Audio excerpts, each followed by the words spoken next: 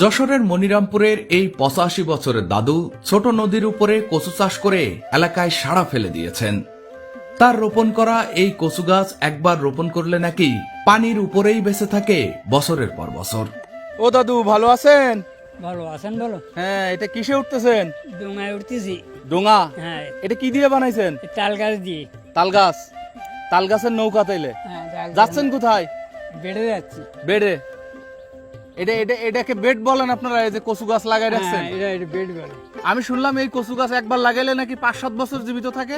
জীবিত থাকে কিন্তু রাখা যায় না। রাখা যায় না? রাখা যায় না, ওই বাতাস আসলে হ্যাঁ, ডিলে পড়ে যায়। আচ্ছা আচ্ছা, তার মানে বাতাসের শত্রু। হ্যাঁ, বাতাসের সত্যি। তা পানির উপরে কচু গাছ লাগাইলেন কেমনে? এই বেডে বারে ওই শ্যাওলা দিয়ে বেড তৈরি করিয়ে হ্যাঁ, চারিবারে রোয়া। আচ্ছা, তাই এই কচু গাছে কি গলা দড়ি দিয়ে মরা যাবে? তাই কি যায় যাবে না? না। লোক যে বলে লতি কত করে? এই লতি 20 টাকা আঠি বিক্রি করতে। 20 টাকা আঠি, 500 গ্রাম? হ্যাঁ, 500 গ্রাম। এটা কই, আমরা তো কম। ঢাকায় আরো দামে কিনি, আপনি দাম পান না? ঢাকায় তো আমাদের 120 টাকা চলে এখন। একই দামে চলে। একই দামে চলে সব সময়? হ্যাঁ, সবসময়। মানে ঢাকায় 1000 টাকা কেজি হইলেও আপনার 20 টাকা আটি? হ্যাঁ, 20 টাকা আঠি। আচ্ছা, এখানে কি কি সার দিচ্ছেন? ফসফেট দিচ্ছেন নাকি? প্রথমে এই বেড তৈরি করার সময় হুম, 2 কেজি করে কেঁচু সার দেওয়া পড়ে। আচ্ছা, কেঁচো সার? কেঁচু সার বাজার থেকে কেনা সার না? না, আর আচ্ছা। কেনা সার দেওয়া পড়ে। আচ্ছা আর ফসফেট দেওয়া পড়ে 2 কেজি। আচ্ছা আর পটাশ দেওয়া পড়ে 1/2 কেজি। আচ্ছা, এরপরে ওই শেষ? আর 1/2 কেজি আছে ইউরিয়া। ইউরিয়া?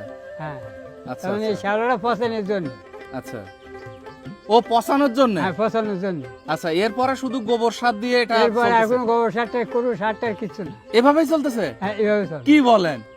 এতে আর কিছু না দিয়ে এই সব মানে এই যে ক্ষেতগুলো সবই তো আপনাদের নাকি? হ্যাঁ, আমার। সবই আপনাদের? হ্যাঁ, এত বড় ক্ষেত, সার পানি বিষ জমি ছাড়াই চলতেছে? হ্যাঁ, জমিও তো আপনার না? না, সরকারি জমি? সরকারি জমি। দারুন তো, তোলেন দেখি কি লতি তোলেন, আমরা আজকে লতি নিয়ে যাবো আপনার কাছ থেকে। তা আমার দাদি কি এই নৌকায় উঠতে পারে? হ্যাঁ, আমাদের সবাই নৌকায় উঠে। মানে আপনি আর দাদি দুজনেই উঠতে পারেন? আর এই আরেকটা আছে ওই জায়গায়। আচ্ছা, দুজনে দুইটা নৌকায় উঠতে হয়? হ্যাঁ, নৌকায় ও, উঠে তাহলে তো ওই গানের মতো হলো, এই কুলে আমি আর ওই কুলে তুমি। সপ্তাহে কয়বার তুলেন? এই সপ্তাহে না, সপ্তাহের মাথায় দেরিয়েই যায়। ও আচ্ছা আচ্ছা, আমার কিন্তু দারুণ লাগতেছে, মনে হচ্ছে আমি একটু নামি। এখানে গর্ত কতটুকু? এই পানি এই জায়গায় ঢেই নেই।